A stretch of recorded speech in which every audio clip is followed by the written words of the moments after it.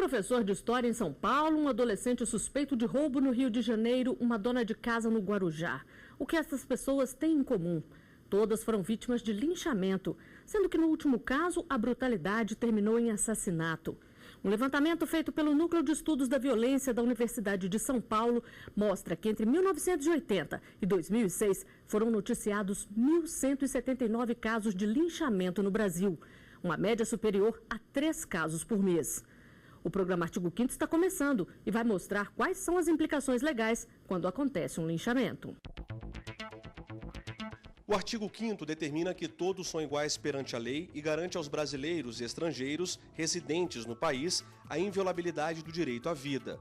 Também assegura que ninguém pode ser privado da liberdade ou de seus bens sem o devido processo legal.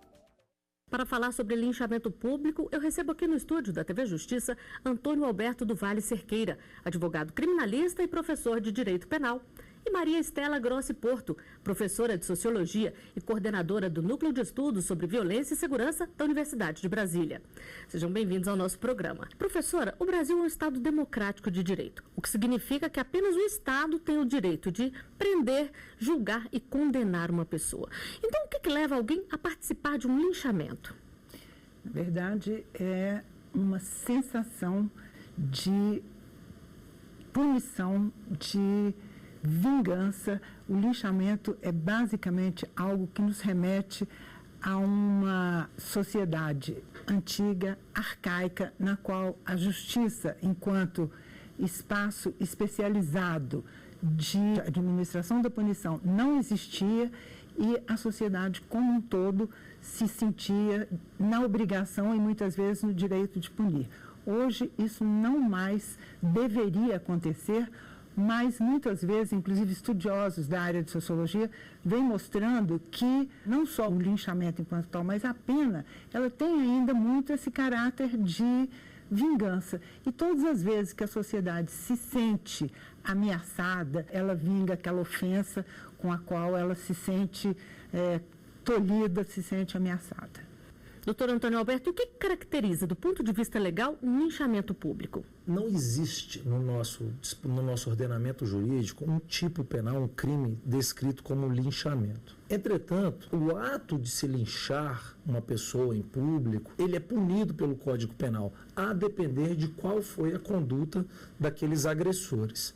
Então, aqueles que praticam o ato de linchar uma pessoa, eles podem responder por lesão corporal, eles podem responder por homicídio, se a vítima, neste caso, vier a óbito, por tentativa de homicídio. Então, vai se estudar o caso concreto, as peculiaridades do caso concreto, para se avaliar ali a responsabilidade dos agressores. E entre tantos casos que já foram noticiados, um se destacou pela casualidade. O simples fato de ser parecido com a suspeita de um crime fez a diferença entre a vida e a morte para uma dona de casa no interior de São Paulo. Um crime brutal que chocou o país. Fabiane Maria de Jesus, de 33 anos, foi linchada por populares no Guarujá, litoral de São Paulo, depois de ser confundida com uma sequestradora. O motivo? Um boato espalhado em uma rede social na internet de que uma mulher da região sequestrava crianças para fazer magia negra. Um retrato falado foi divulgado e algumas pessoas atribuíram a imagem a Fabiane, que morreu após ser agredida. Me coloco no lugar daquela moça, de repente uma loucura, um pessoal ensandecido avança em você, te lincha e você nem sabe por quê. Este sociólogo afirma que a violência praticada por grupos sempre aconteceu, mas tem tido mais visibilidade. O que tem acontecido é que é uma onda que está vindo no Brasil, um crescimento mais recorrente. E isso está levando as pessoas a ficarem, primeiro, mais preocupadas, mas também tem o outro lado, o outro efeito que é de, olha, já começamos a fazer isso mesmo, então vamos fazer dessa forma. Nas ruas, as explicações a respeito desse tipo de crime são diversas. Acho que é revolta, né? O pessoal está muito revoltado e outra coisa, hoje não se tem mais amor ao próximo. Por achar isso uma coisa banal, eles acabam fazendo justiça com a própria mão. As pessoas fazem isso porque elas não veem o governo, a polícia agindo, então elas acham que elas têm que agir por elas mesmas. Para o sociólogo, é preciso uma mobilização do governo e da sociedade para mudar essa realidade. É preciso fazer uma discussão profunda sobre deveres da cidadania. Quais são os deveres do cidadão? Conviver em paz, respeitar o patrimônio público e privado, respeitar a vida alheia, não banalizar as coisas. Isso não é discutido, você não ensina isso em casa, não ensina nas escolas, não ensina nos ambientes de trabalho e depois quer que a população saia preservando essas coisas.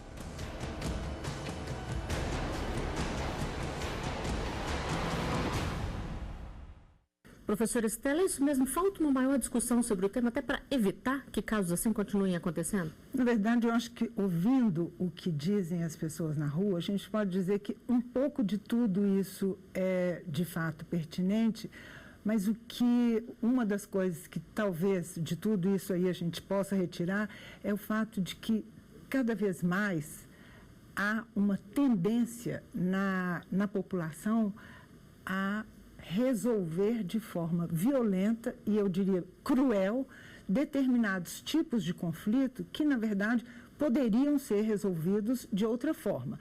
No caso específico desse crime dessa senhora, ele é algo que beira a insanidade e aí, nesse caso, o que acontece é um pouco quase a psicologia das multidões, ou seja, pessoas que isoladamente não teriam aquela atitude diante de um primeiro ou de um segundo, de um grupinho de 2, 3 pessoas que começam a ter essa atitude de apreender, de assumir que vão fazer justiça com as próprias mãos, essas pessoas daí a pouco se tornam uma pequena multidão. Então, acho que existe aí alguma coisa que tende a nos fazer pensar sobre as formas, eu diria, de socialização. Eu acho que as nossas crianças e adolescentes estão sendo socializadas num sentido muito próximo a uma naturalização da violência.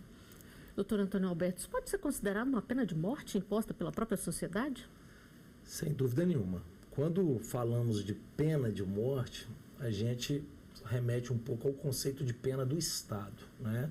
Mas não há dúvida que quando há um grupo de agressores que visam, se não como um objetivo, mas assumem o risco de exterminar, de matar a vítima, ela está ali sentenciada à morte, talvez possamos dizer por um tribunal de exceção, que não é reconhecido no nosso Estado Democrático de Direito. Agora, eu estava pesquisando até para fazer o roteiro do programa e vi que muitos casos acontecem com relação a crimes pequenos, como uma tentativa de roubo, por exemplo.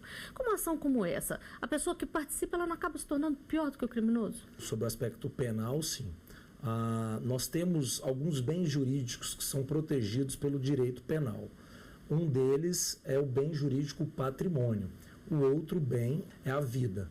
Então, quando pessoas agridem aquele que cometeu um crime contra o patrimônio, como roubo, como furto, visando lhe exterminar a vida, sem dúvida nenhuma, eles estão agindo de forma pior. Da perspectiva sociológica, também significa, numa certa medida, se igualar àquele que supostamente eles estariam, em tese, reprimindo ou, em tese, punindo pelo ato considerado criminoso, considerado contrário às normas. Existe algum levantamento, algum perfil de quem são as maiores vítimas desse tipo de violência? As maiores vítimas da violência, de um modo geral, têm idade, sexo, cor, uma certa faixa de rendimentos. Então, as pessoas que são apanhadas, digamos assim, neste contexto, de um modo geral, são aquelas camadas menos privilegiadas da sociedade. De um modo geral, é claro que alguns tipos de crimes considerados muito bárbaros e praticados por pessoas de camadas médias ou até camadas, digamos, pessoas de classes sociais mais privilegiadas, podem ser vítimas de um tipo de linchamento parecido, mas é mais exceção do que a regra.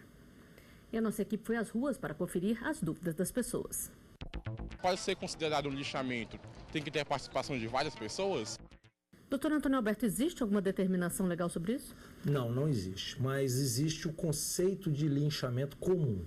E a pergunta é bem pertinente e sim, a resposta é positiva. Para que seja considerado um linchamento, tem que ser um ato perpetrado por mais de uma pessoa contra uma ou mais vítimas. Mas o grupo opressor ele deve ser sempre ou maior ou de forma mais ferramentada do que o grupo vítima. Professora, e também pode ser considerado como um linchamento a ação das milícias, dos grupos de extermínio ou dos chamados tribunais do tráfico? Do ponto de vista sociológico, sim, porque, na verdade, você veja que é a mesma situação. Se tem, no caso do tráfico, por exemplo, os tribunais, né, dos chefes do tráfico, por mais que eles se coloquem determinadas regras, se coloquem como justiceiros no sentido de que até fazem como uma espécie de tribunal, mas é algo que está sendo feito à revelia do Estado e que a única coisa que difere, digamos, do conceito de linchamento é que muitas vezes não é intempestivo, né? Não tem essa característica do linchamento. É uma coisa mais planejada. É uma coisa muitas vezes planejada, mas que corre absolutamente ao largo da lei. Então, de uma perspectiva legal, talvez o professor me diga, não, de fato, não é legalmente, não é linchamento. Da perspectiva mais conceitual, digamos que você passa ao largo do fato de que existe uma instância jurídica especializada para fazer justiça, a gente pode pensar numa situação de linchamento, ou seja, próxima, né, ao linchamento. Né? Do ponto de vista legal, doutor Antônio Alberto, é linchamento também? A colocação da professora é irrepreensível, porque o conceito de linchamento ele é um conceito aberto.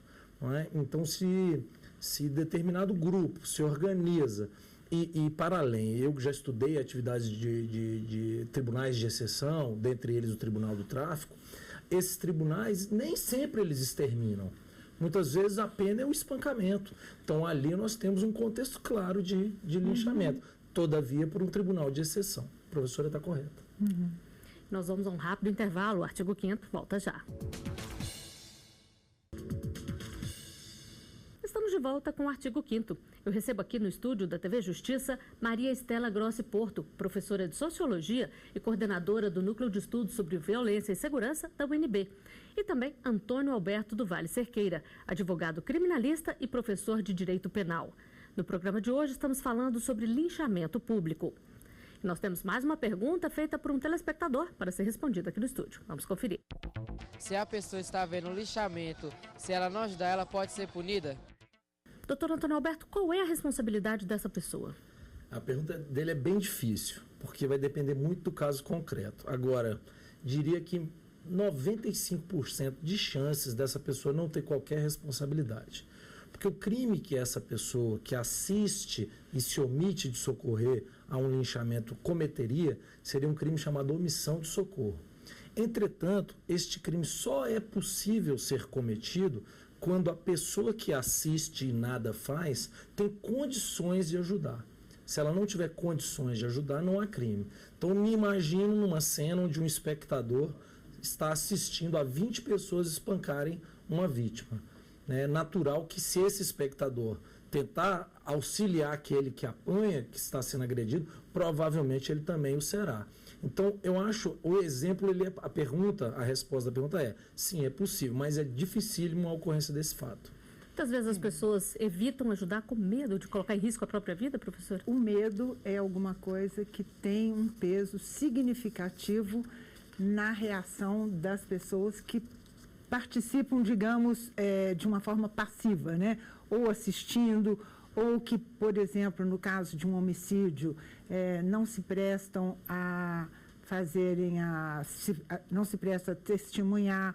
Por quê? Porque são vizinhos, porque estão ali na mesma região, sabem que poderão imediatamente serem as próximas vítimas daquele agressor. No contexto do linchamento, ainda tem mais o fato de que a crueldade, algumas vezes, faz com que seja quase que de imediato. Às vezes, o simples fato da pessoa estar presente e mais ou menos próxima pode fazer com que os que estão praticando o linchamento possam se voltar para quem está ali, até mesmo no sentido de a gente talvez eu vá exagerar um pouco na minha expressão, mas quase num esquema de queima de arquivo, né? Eu acho que tudo contribui para o incremento da violência. Eu acho que a mídia, o papel da mídia, ele contribui muito.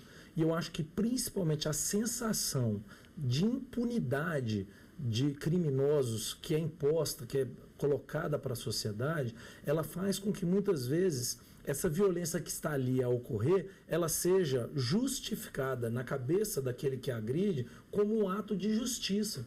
Então, a pessoa entra no embalo acreditando fielmente que está fazendo justiça, está fazendo algo certo. Então, isso tudo há uma influência e um incremento da violência, sem dúvida nenhuma. Professora, a gente percebe que quando há casos de maior repercussão, aumenta também o número de linchamentos noticiados. Os casos estão realmente aumentando ou eles estão sendo mais divulgados? Eu acredito que a gente possa falar nas duas coisas. Há, talvez, sim, um crescimento, mas até a forma como são coletados os dados pode induzir a um determinado tipo de leitura de crescimento que não necessariamente corresponde, se pensado, por exemplo, numa série histórica, corresponda de fato ao crescimento. Mas, por tudo que a gente tem podido acompanhar, é possível que as duas coisas estejam entrelaçadas. Acho que há uma maior notificação, há um trabalho talvez mais explícito da própria polícia que quer que apareça também a sua atuação e isso aí ao lado de um crescimento, sim, de determinados tipos de crime que, infelizmente, a gente tem convivido com eles, né? Vamos conferir a última pergunta feita nas ruas. Eu gostaria de saber se o Estado pode ser responsabilizado se o lixamento acontecer dentro de uma delegacia. Doutor Antônio Alberto, a gente já viu casos de famílias que tiram um preso de dentro da delegacia porque cometeu um crime bárbaro com algum ente daquela família. Nesse caso, o Estado também é responsabilizado? Sem dúvida nenhuma. O Estado, quando o indivíduo está sob a guarda do Estado, encarcerado, preso, seja em uma delegacia, seja em um presídio, o Estado tem a obrigação de proteger e dar segurança àquele preso. Então, são inúmeros os casos, isso é uma coisa muito comum de se ver no judiciário, de ações indenizatórias contra o Estado por vítimas que são feitas em delegacias ou em presídios. Acho que uma maior visibilidade tem contribuído para que, de fato, o Estado seja mais cobrado em termos dessa responsabilização, que num período em que a democracia não está totalmente consolidada, na maioria das vezes isso não ocorre, não acontece. E o que pensa a população sobre um linchamento público? A equipe do Artigo 5º foi às ruas para conferir as opiniões. Não acho correto, porque violência gera violência. Para isso que existe todo um sistema penal, um código penal, um sistema judiciário, para que essas pessoas sejam julgadas pelo que cometeram ou não e sejam punidas de acordo. Não acho que fazendo justiça com as próprias mãos seja a solução correta. A gente tem que chamar a polícia e ver o que eles podem fazer. No máximo que eu faria era tentar segurar ele e não agir com as minhas próprias mãos, né? A pessoa fazer a justiça com as próprias mãos não vai fazer ele diferente daquele que cometeu o crime. Ele se torna um criminoso tanto quanto.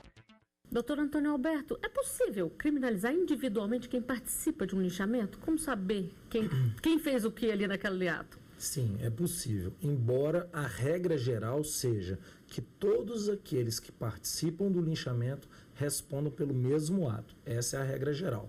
Mas imaginemos um exemplo para tornar fácil esse entendimento. Imagine que há um linchamento em que 6 pessoas estão agredindo uma vítima. Daí uma dessas pessoas saca uma arma e dá 2 tiros no peito da vítima. Os outros agressores se mostram assustados com aquilo e se afastam, deixando que apenas o atirador fique na cena no momento daquele crime, naquele momento exato, depois dos tiros. Testemunhas observam isso. Numa eventual defesa, traduzindo, poderia ficar ali claro que aqueles que estavam a agredir com socos e tapas, eles não se afiliaram, não se uniram àquela conduta do atirador. Então, neste caso, seria possível cindir as condutas. Mas a regra geral é que todos que estão ali respondem pelo mesmo crime. Professora, a prática da violência não acaba servindo de justificativa e até de incentivo para a própria violência? incita e acaba contribuindo, sim, sobretudo para uma certa naturalização, porque as pessoas passam a reagir de forma violenta. Acho que as nossas redes sociais, algumas mídias, estão realmente naturalizando e valorizando situações e contextos nos quais a violência aparece, às vezes de uma forma muito brutal, mas aparece como um valor. Então, isso é algo que, do ponto de vista sociológico, merece uma reflexão. Doutor Antônio Alberto, muitas vezes as pessoas que cometem crimes bárbaros são potenciais alvos de um linchamento. Nesse caso, pode haver um deslocamento de competência do júri para até preservar a vida desse suspeito? Isso geralmente acontece em comarcas menores, né, em municípios, onde um crime contra a vida, que seria o caso do julgamento pelo tribunal do júri, um homicídio ou uma tentativa de homicídio, tem uma repercussão social muito gravosa naquela pequena sociedade. Então há uma medida lá na lei que prevê que aquele julgamento saia daquela comarca e vá para uma outra comarca mais afastada. É chamado de desaforamento. Com isso, o que a justiça quer? Ela quer afastar aqueles sentimentos sociais daquela comarca e levar para um outro local em que os jurados, que são indivíduos da outra sociedade, estejam mais isentos, estejam mais desligados do fato. Uma imparcialidade, mais imparciais. Se é que é possível nesses casos. Né? Para encerrar, gostaria de saber de vocês o que pode ser feito para evitar esse tipo de violência. Professora Estela. A gente tem que começar a construir um outro tipo de imaginário social que seja mais voltado para uma cultura de solidariedade. Eu acho que a sociedade brasileira tem, ultimamente, construído essa cultura muito voltada para a violência, a guerra, por exemplo. Até quando se pensa de uma forma positiva, a expressão acaba trazendo, por exemplo, quando a gente fala em guerra ao tráfico, guerra ao crime, isso é alguma coisa que incita a violência. Se, ao invés de falar em guerra ao tráfico, guerra ao crime, se a gente tiver uma outra terminologia de pensar um enfrentamento, medidas, políticas públicas que possam ser trabalhadas em outras áreas que não só e única e exclusivamente a área da segurança pública, mas que trabalhe áreas sociais de um modo mais geral e que, portanto, isso passe a compor uma outra socialização um pouco mais solidária. E para o senhor, doutor Antônio Alberto? Para mim, hoje, nós estamos colocando uma função no direito penal que não é dele, que é a função de consertar a sociedade. Os nossos doutrinadores, eles chamam o direito penal de ultima ratio. O que isso quer dizer?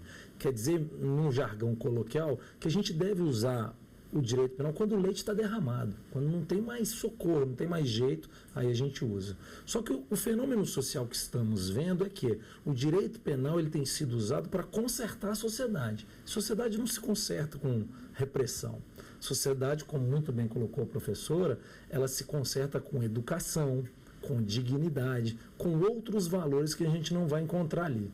Então, quando a gente valoriza muito o direito penal, querendo que ele conserte a nossa sociedade, e ele não consegue, ele é totalmente ineficaz, é por isso, e aí um parênteses, é por isso que aquele que furtou um toca-fia, um CD do carro do vizinho na rua, no outro dia, e é preso, no outro dia está solto, o vizinho pensa o quê? Ele pensa, nossa, a justiça não funciona. Mas não é isso, é o modo como se está operando que está incorreto. Então, enquanto a gente não colocar esse rapaz que furtou o CD, voltar no tempo, educá-lo de forma que ele entenda que aquilo é incorreto, para que ele nem venha a fazer, enquanto a gente não tiver uma visão dessa, nós só vamos ter o cenário de incremento, tanto do direito penal como o direito opressor, quanto de atos como esse de linchamento. Bom, nós estamos chegando ao final de mais um artigo 5º. Professora Estela, doutor Antônio Alberto, eu agradeço muito a presença de vocês aqui no estúdio da TV Justiça e obrigada também pela sua companhia. Tem alguma sugestão de tema? É só enviar para o e-mail artigo5@stf.jus.br. A gente se vê na próxima semana. Até lá.